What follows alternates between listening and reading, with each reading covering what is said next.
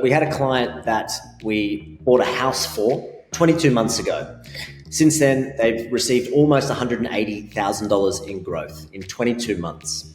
So they were like, this is great. We have awesome trust in Dashdot. You guys are doing great things. You've transformed my life, basically. That was my first property.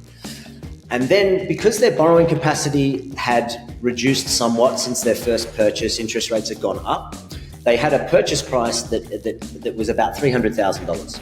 And at this purchase price, we're currently looking at units more and more. And this client was very concerned about a unit. They were almost resistant, but they did trust in us. They said, "We trust you. You know what you were doing.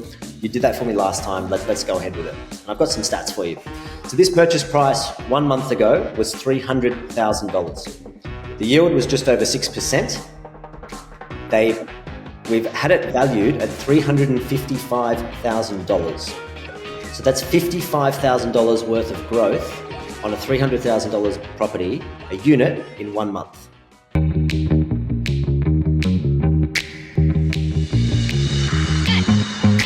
Hello and welcome. You're listening to Dashdot Insider, the auditory epicenter for passionate property investors seeking a life of freedom, choice, and abundance. Today, I'm joined by a very special guest. This is one of our very senior members of our team at Dashdot. It's Adam Hart, who is a property acquisition manager. And today, we're going to be looking at some of the biggest mistakes that even seasoned investors make. And the reason that even seasoned, very experienced investors can be making mistakes these days, even though they've got tons of experience, is because the market is changing, and it's changing a lot. You're listening to this, you've probably noticed prices are moving all over the place. We've got record levels of immigration. We've got interest rates bouncing around. We've got inflation. We've got money printing. We've got all kinds of different factors. We've got vacancy rates. We've got all of these different factors that all seem to be at historic extremes. And so when that happens, we kind of want to reassess some of the rules of thumb, some of the ways that people have been evaluating property and how to invest in the market. And some people aren't doing that, which is unfortunate. And so that leads to people even seasoned investors, making some pretty bad mistakes or some pretty expensive mistakes, I should say. So to help us and guide us through what these mistakes are, we've got someone at the forefront of everything that's happening in terms of property acquisition. We've got Adam Hart. Adam, how are you? Great. I'm awesome, Emil. Great to see you. I'm excited for today.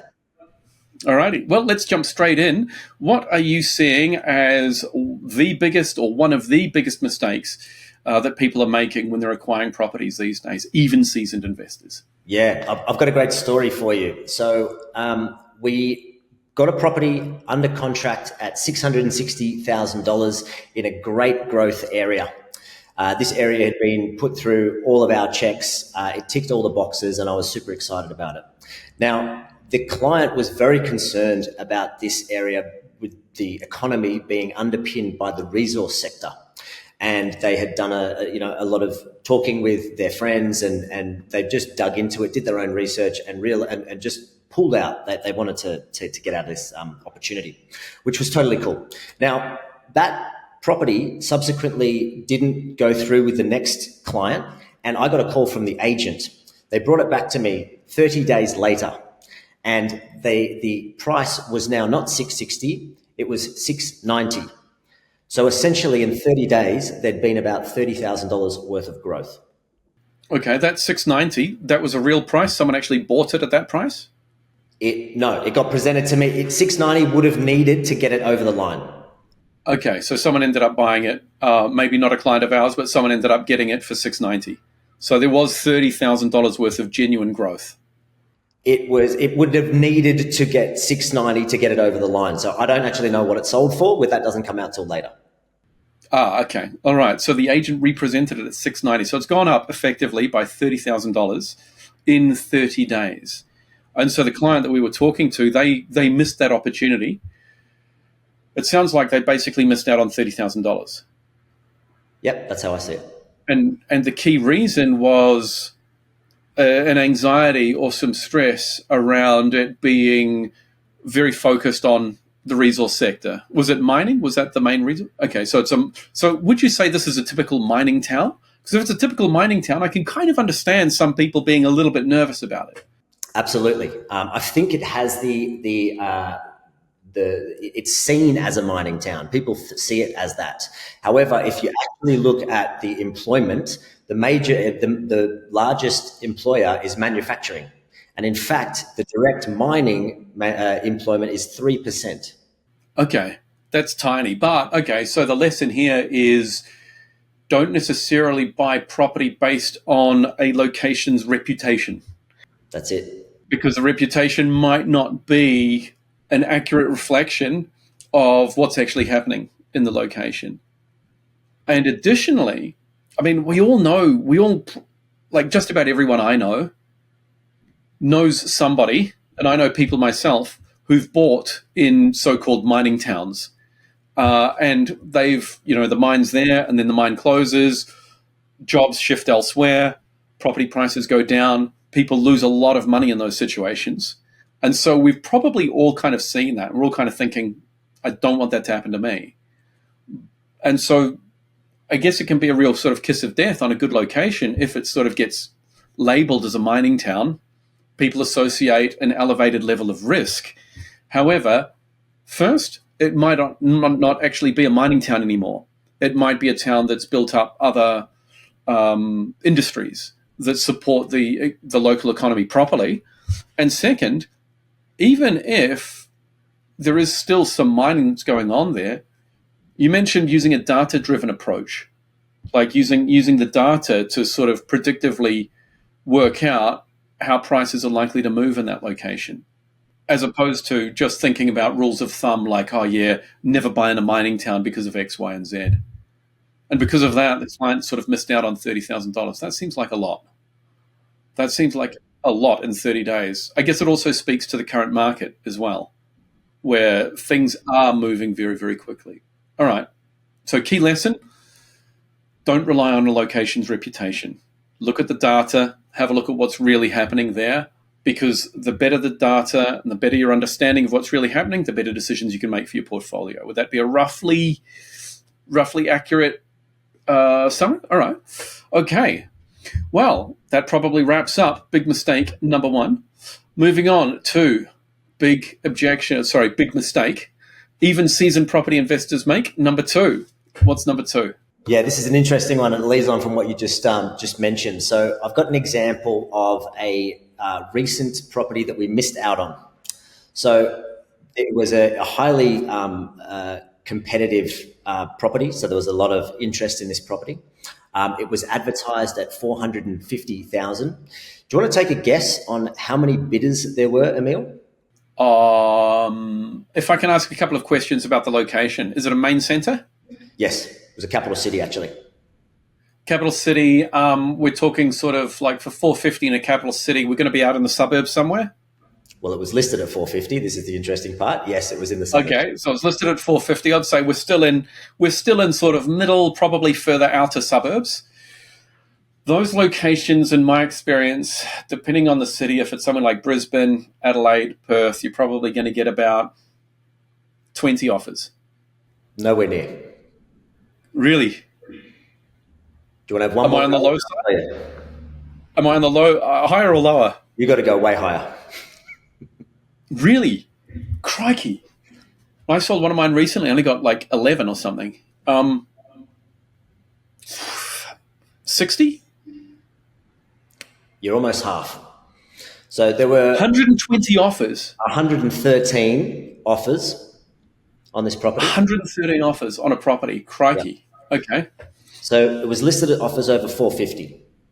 We bid at 550. That's $100,000 over the offers over price, or the asking price, if you like. And you understand where we are now. Where do you think we came in the rank? First was quite high. We went in at 550. Any idea? 100K over, you'd have to be in the top 20. Close. We came joint 25th. Okay. With 5 other offers. and the property most probably sold in the 600s. So it most probably sold for about $150,000 more over the asking price. This is a great example of how fast the markets are moving in some areas, that agents either don't know how to price their properties or they're listing them low to get more interest. Okay. All right. So there's a pretty key lesson here.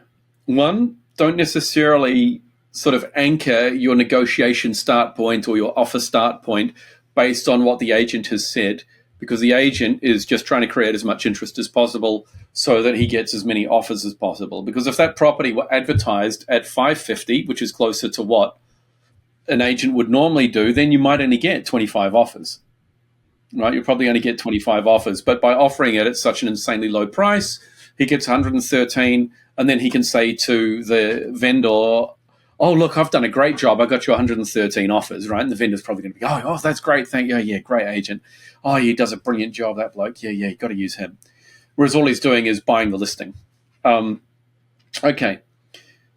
Crikey, he's done a good job conning people into thinking that 450 is a sensible asking price. But in a seller's market, I guess you sort of can, because you know that the market is going to be so busy. All right, so that's the first thing. Don't go shopping around based on what the advertised price is. That's probably a big mistake. All right, and so was there much negotiation from the 550? Like how aggressively did we pursue the property?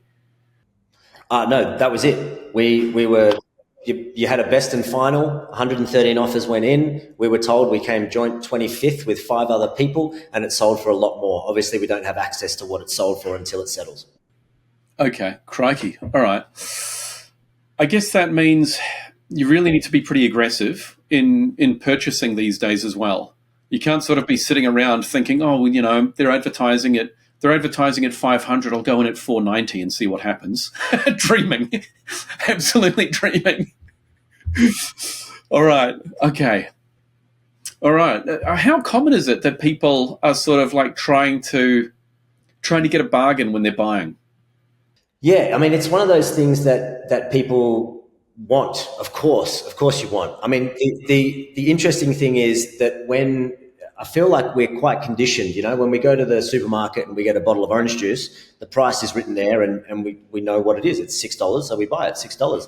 When we're looking at these properties, as you can see, they're being listed at a certain price, and they're selling, many multiples above that, which is, it's common for people to want to get a deal, to get under that. I've got a statistic for you though at the moment, which is kind of interesting. We've done an internal study at Dashdot, and we've currently got 85% of the buyers in the market have a borrowing capacity of $450,000 or less, and only 6% of Australian suburbs have a median sales price of $450,000 or less. So we've got about 85% of the population or the buyers trying to buy about 6% of the stock. So that's why we're getting 113 offers whenever someone says 450. Suddenly 85% of the population can afford that. And that might, okay, all right. Oh, well, that makes sense. All right. I think also you mentioned conditioning. People often want to, I mean, unless they're buying a luxury vehicle, when it comes to buying a car, we always want to talk about, or people generally want to boast about how little they paid for it, right? As opposed to lawyers. With lawyers, people are generally boasting about how expensive their lawyer is. Oh, gee, got the lawyer's bill the other day. Gee, expensive. Yeah, does bloody good work though. He's a QC. Blah blah blah. Compared to the car dealer, it's like, oh yeah, got it for 25. Yeah, he didn't see me coming. Blah blah blah. And we're sort of conditioned in some environments to want to pay more, and in some environments to want to pay less. And for a long time, when it came to property, the advertising price might be 600 and it sells for 570, or it sells for 580. That's not the current market. The current market is it's advertised for 600, it sells for 720 kind of thing. And so this is again one of those things I mentioned at the top of this episode. The old rules seem to have been thrown out the window because we're in such different circumstances to what the property market has probably ever been in before. In my entire life, I don't think I've ever seen the property landscape being such where if something is advertised at a particular price, if a property's on for 600, then it can sell for 20% more. Or if a property's on for 450, it can sell for probably what was something like 600, right? It can sell for like 30% plus more than what the advertised price is.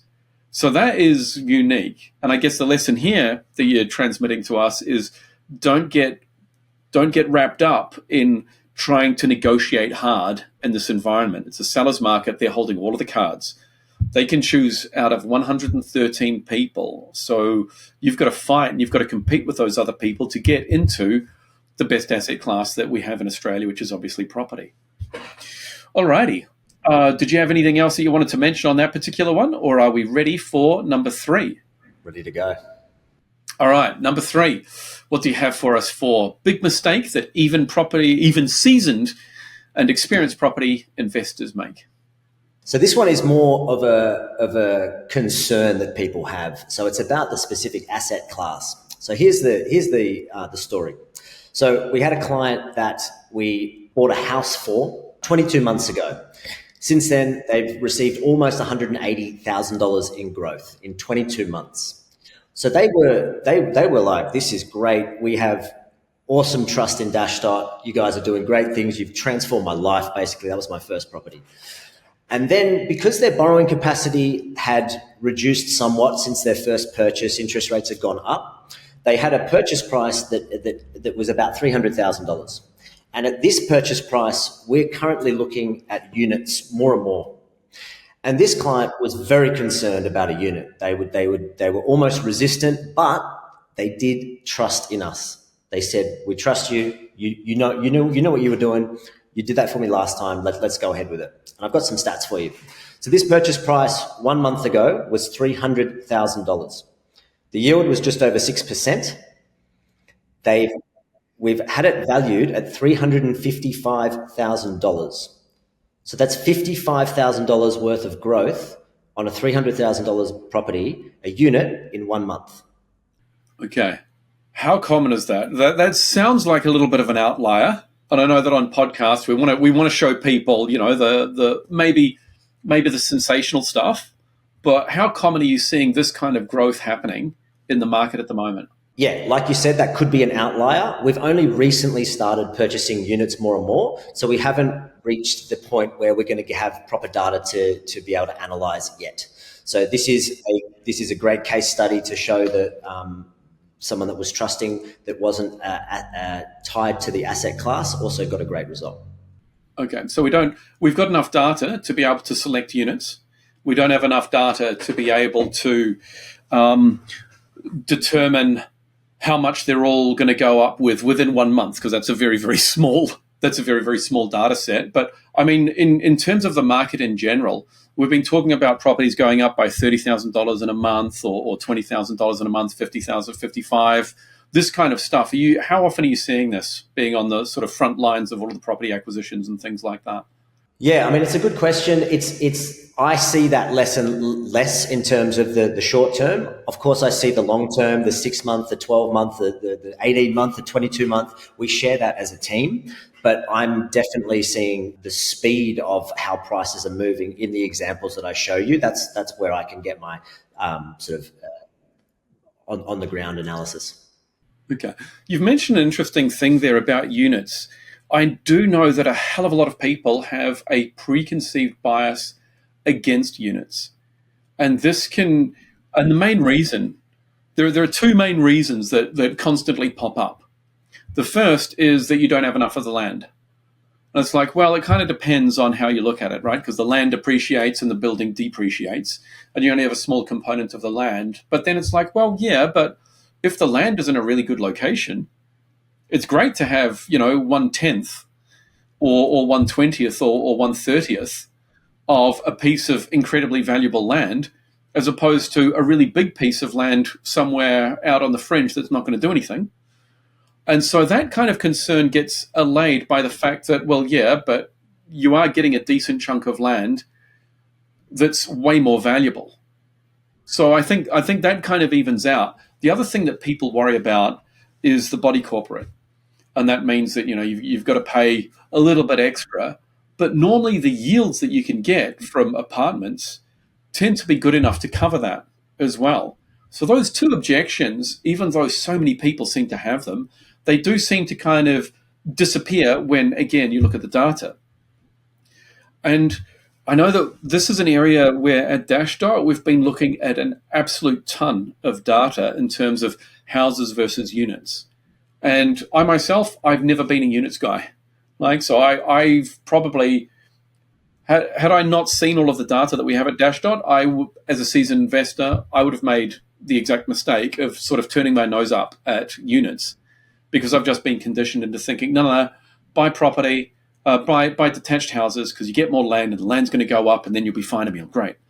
And yet, when you look at the data, there are significant periods, like decade-long periods, where there is more growth in units, and then it can swing, and then you can get more growth in houses.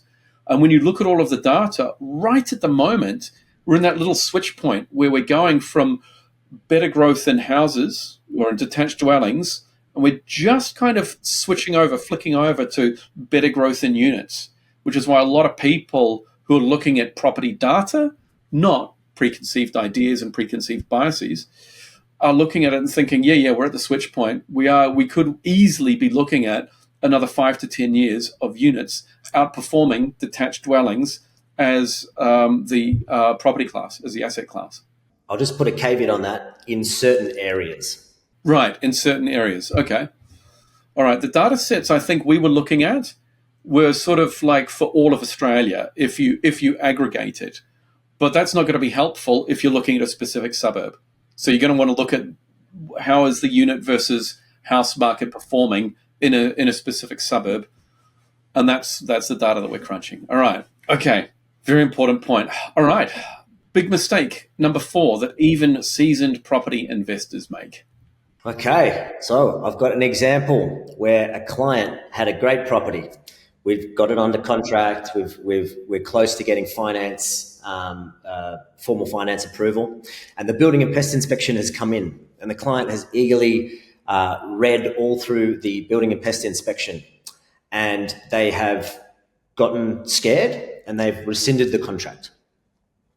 So what they've read was that the shower needed to be regrouted. It was leaking. There was a leaking in the shower. The fall in the gutter was not quite falling enough, so it was pooling water, and there was termite damage in the fence. Okay.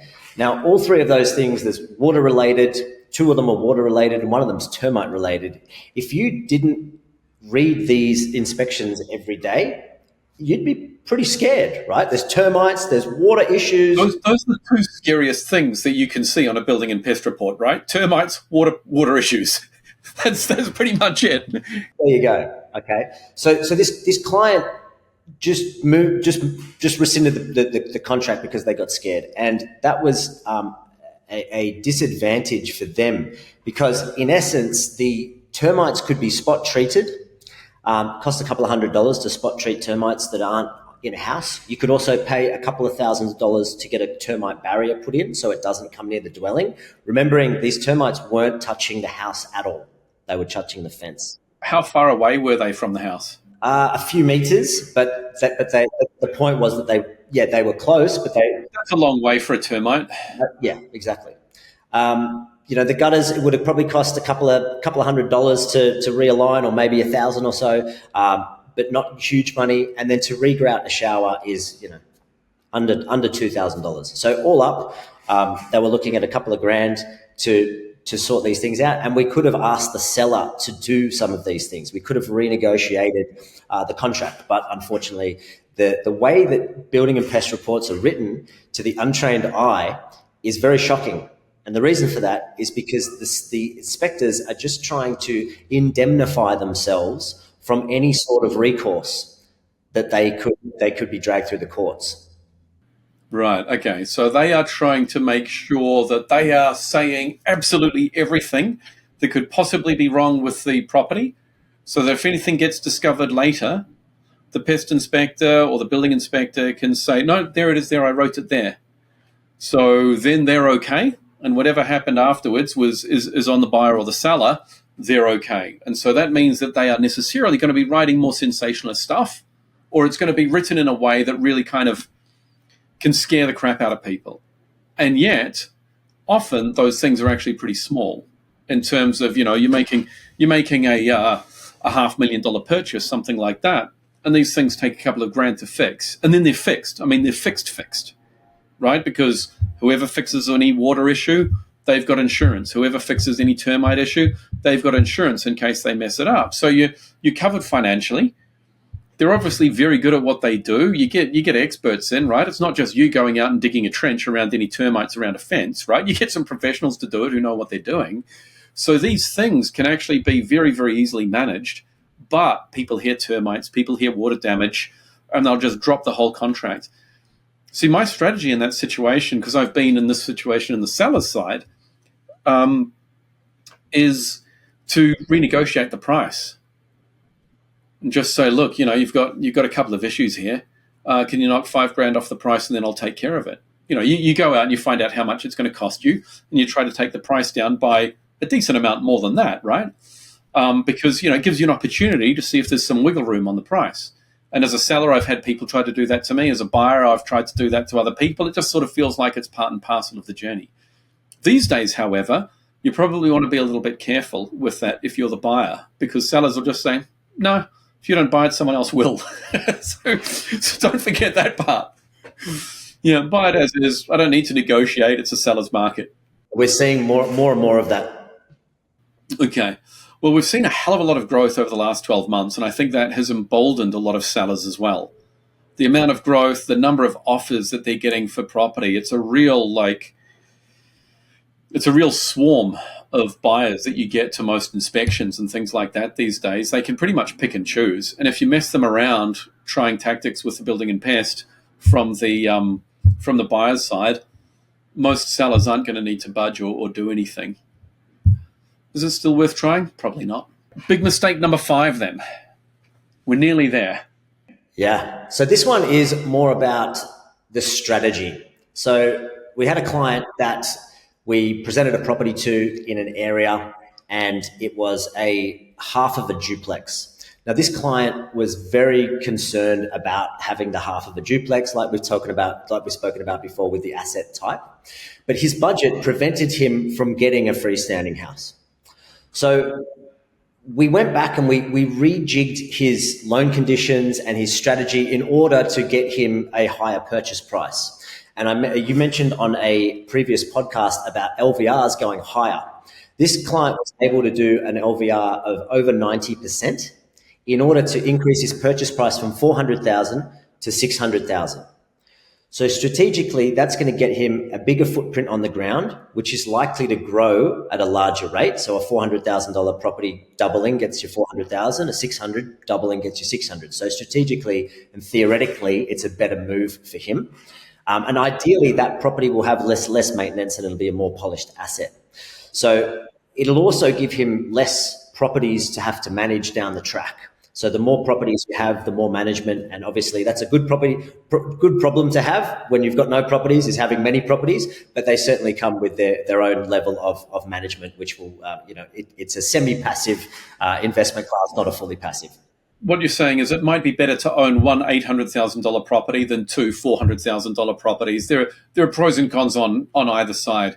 If the $800,000 property is in a great location and it's still growing and you're getting a great yield from it, awesome. Two $400,000 properties, there's more management because you've got to manage two and not one. However, if they're in different locations, you have a greater chance of getting growth somewhere in your portfolio for more of the time. So sort of pros and cons. And so what happened with this particular client? So they're currently back in active search at the higher purchase price, and they've opened up a larger volume of properties to select from, which gives them the better chance of getting a good quality asset. Okay. So a lot of people, they don't really look at their borrowing capacity or think strategically about what the best use of their borrowing capacity is. Do I buy a property at 400? Do I buy a property at 600? Do I buy a property at 500? And how is that going to set up for the next property and the next property and the next property and the next property, and taking that strategic approach? One thing that does seem to happen, at least anecdotally, but now since I'm talking to a property acquisition manager, we can find out if it's actually true. My feeling is that If the bank says your borrowing capacity is 600, most people try to borrow an asset at 600. If the bank says 500, most people are always trying to borrow to close to the maximum of their capacity. Is that around about right? And is that the smart move? Well, I did listen to a podcast with Andy, who's the head of our property strategy team. That would be more of a question for him because, as he would say, it depends. It depends on someone's goals. It depends on your outcome. It depends on what's going to happen in the future. Is your income going to increase? Is that going to prevent you from purchasing more property? Will you get stuck? So it's where you divide it up so that you can purchase subsequent properties. So I would say it depends, and it's a real case by case, and there's a lot that goes into it, and it's quite a complex calculation. Okay, all right, that makes a lot of sense. I like that answer. I like the way at Dashdot we are so heavily focused on actually developing the strategy and working out, should I be borrowing to the 600 or the 500 or the 400? Because I'm not just thinking about my next property, I'm thinking about the next one after that, and the next one after that, and the next one after that. I think that's probably, if I had to say what is the biggest mistake that I see in property, that would be a pretty good candidate. That would be a pretty big candidate. People just going, oh yeah, this looks like a good property, good location, ticks a lot of boxes that I've sort of been brought up to learn. Those are the important things.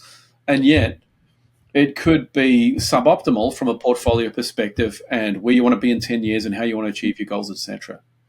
Alrighty. So what is the next big mistake that you see even seasoned and experienced property investors making these days? So it's comparing many properties together. So looking at 5, 6, 7, 8 properties and comparing all of the individual properties. So we buy all over the country. And to compare a capital city unit market to a regional centre house market, it's really tough to do. So we had a client that had come through our strategy. I'd actually built his portfolio plan. I was a strategist at the time. So I was quite involved with his story, and he was living at home. He was healthily questioning why the specific property that we had in front of him was the right property and why we couldn't look at many other properties as well. I talked to him, I helped him, I held his hand. We obviously looked at the data and all that sort of stuff. But I wanted to share with you the outcome from the questioning that we got was that it was everybody's worst nightmare, this property, and it's the reason why he questioned it. It was a fibro shack. It was a 2-bedroom fibro shack in a low socioeconomic area with high public housing. It just ticked every box for him to go, I don't think this is the right one. And I totally understood. But we bought it for $305,000. It was a 7.33 yielding properties. And in 8 months, it's grown by $108,000. Okay, that's fairly massive. So for him to listen and to work with us and to understand that, yes, it all looks bad, but under the surface, the engine's good, I think was a real lesson. And it was a lesson for me to even witness, to see someone go through that whole journey, because I'd been with him for about a year at that point. And it's the kind of thing that a lot of even seasoned property investors would miss. Because I think what my feeling on this is that a lot of seasoned property investors, they have their system, they have their method, they have their checklist, they have this is what a property needs to have in order to perform the way I want it to perform. And so that checklist basically eliminates a lot of crap properties, right? But it can also eliminate a lot of really, really good properties, like the one that you've just mentioned. And so while it might stop them from making a big mistake, buying the wrong property, it can also help them make a big mistake by missing out on some really, really good gems. And if you're restricting your buying decisions, your purchase decisions around property to things that fit an arbitrary checklist that used to work 10 years ago, instead of a data-driven approach now, then over the long to even the medium term, you're going to lose out. And the quantity that you could be losing out there could be tens, could be hundreds of thousands of dollars that people miss out on. Absolutely. And it's an interesting stat. So we actually only present 10% of the properties that we assess. So we discard 90% of the properties, and we do that through checklists and data, more of a data centric approach rather than anything else. Although we do have different levels of due diligence, and some of those sometimes require some opinion and the team to be involved. I think it's worth emphasizing how deep our approach goes, because you know that we talk about data, and I was fortunate enough to have Julien, because he's French, on the podcast recently. We've done a couple of episodes where we've talked about the data now, where we've gone really deep into all of the data and just how hard it is for a suburb to qualify as an area that we would put onto our list of approved suburbs. It's really difficult just from a data perspective. The number of hoops that a suburb needs to jump through, and all of the indicators and where they all need to be and everything like that. But that's only half of it. Once it's been approved by the data team, then we have all of the human checks. And that's where the property acquisition managers like yourself, the property team, have a look at everything and work out, okay, is this actually a decent property? Is this actually a decent location? Talk to agents on the ground, have a look at sort of insurance rules, lending rules for specific locations, check if there are any sensitivities. We're fortunate we've got Nick, who's an engineer, and he can analyze whether or not there's flood risk, all of these different things. Then, if the location gets past the human checks, after the data has said it's great, it gets past all of the human checks where we chuck a bunch of suburbs out, then we have to have a look at a whole lot of properties. And of those, only 10% make it through to, yes, we're actually going to present this to a client. That's how kind of rigorous the process is. So this is not just a sort of like, oh yeah, we've heard that Bundaberg's good. Oh yeah, find a property in Bundaberg. No. The hoops that a location and then a property need to jump through are extreme. So I just want to sort of impress that upon everyone listening. Alrighty. One preconceived idea that I think some people have is that they only want to buy a property if it is, if it has a development opportunity, if there's some sort of value add that they can do to it down the track. Can you speak to that a little bit? Yeah, it's a really interesting one. It's one that I personally held the same belief when I first came on as a client with Dashdot. And I got challenged. They said, what do you know about development? What do you know about subdivisions? What do you know about granny flats? And I said, not much. So I subsequently went and did a development course to learn about how much risk is involved. And I decided that wasn't for me right now. So I can kind of talk from a little bit of experience. I've sort of looked at the lens, and I know that you've done developments yourself, Emil. When our clients do come in and they're stuck on that development, it's, to my knowledge, I don't know of any client that's actually followed through with the properties that we used to buy that had that ability to do subdivisions and things like that. Of course, we buy properties that have some significant value add potential, but it's a nice to have, and it's certainly not something that we require. What happens when you do get a property that has a subdivision potential? And when we say potential, we're not doing a site analysis. We're not doing a feasibility study, which is necessary. It may be developable, but it may not be profitable, and it certainly won't be profitable now. Developers have to go hunting for development opportunities. And I've been in Zoom calls with guys that are doing 300 lot subdivisions, and they are spending months or years finding the one deal that is going to solve their problem, right? So it's a totally different world. And what we find is that if it does have the ability to subdivide, it'll be priced into the costs that they're asking. So it'll be significantly more expensive. So if you're not going to do that, what you'll end up with is potentially a much lower yield while you hold it, while you decide for 10 or 15 years whether you do that development or not.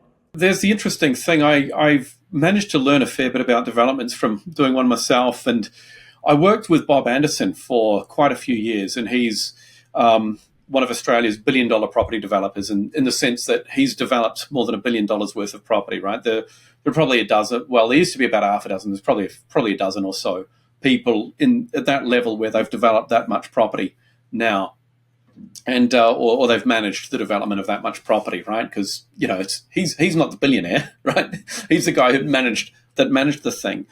Now, here's the thing about when you look, because now he's sort of moved into the smaller developments, right? He's not doing the 200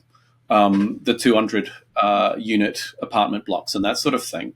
You're sort of looking at the smaller ones, and in my experience, you do find a lot of people going, "Oh, I'd love it if it were on an 810 square meter block in Brisbane, something like that," right? Because Brisbane was originally carved up way back in England, and they carved it up into sort of these nice kind of 10 meters by 40 and a half meter lots. And so you end up with a 405 square meter block. And so people used to buy two of them, put a house in the middle. And so those splitter blocks now are more expensive to buy because there is that subdivision potential. Now, having done this kind of development myself, there's a lot of work that goes into it. And there's a significant risk. And you need to have your sort of miscellaneous expenses, your unknown unknowns that can pop up and wreck everything. It takes a lot of time, takes a lot of energy. It doesn't take a lot of your time, but it takes a long time for the whole thing to happen. The vast majority of people that buy such a block are never actually going to develop it. And when you purchase a block like that, the development potential is already priced in, right? It's not like the guy's sitting on an 810 square meter block, or it could be any developable block, right? It doesn't have to be in Brisbane. It could be anywhere. It could be something where you can just put a granny flat on the back. Now, if there is the potential for that, that's already priced in to whatever the person is selling it for. If you have a 700 square meter block that you can't subdivide for whatever reason, and you have a 700 square meter block that you can subdivide, maybe you can do a battle axe split or something like that, the prices on those two are going to be different when you buy them.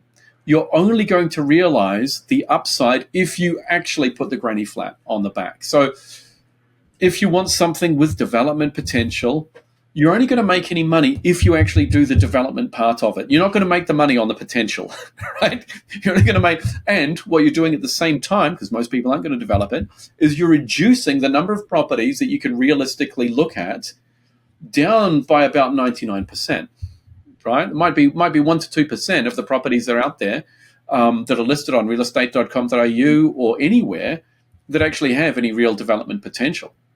So I would say, even though it's a wonderful belief to have, only buy in capital cities or only buy things with development potential or with positive cash flow or all of these other kinds of rules that people seem to have, but when you put them under the microscope, they tend not to bear out. And they tend not really to serve anyone except maybe a few people that might have a development block that they want to sell for a little bit more than what they should get for it.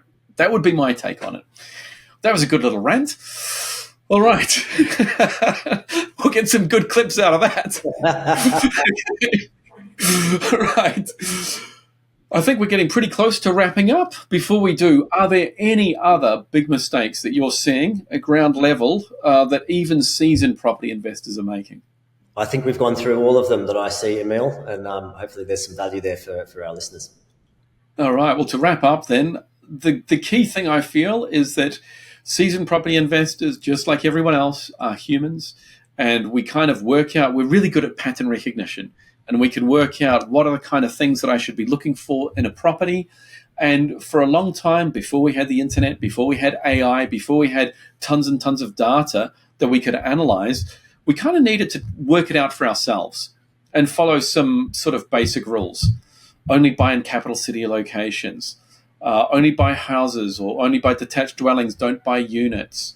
Always pay below asking price. Negotiate hard. All of these, like never buy in a mining town. All of these kinds of things that may actually have worked 10 years ago, 15 years ago, 20 years ago. But now the market is so different that really reassessing all of those preconceived ideas is going to be absolutely vital if you're going to build a portfolio that's going to create the freedom, choice, and abundance that you really want, you really deserve. So follow the data would be my message, and be conscious of where the market is at the moment in terms of it's a seller's market, it's not a buyer's market, the hoops that you're going to need to jump through to secure a really, really good property. I think that would be probably a nice closing thought to wrap everything up with. I think you nailed it. So on that note, On that note, it's time to say thank you very much, Adam. It's been a really, really enjoyable podcast. Thank you for highlighting some of the mistakes that a lot of people are making.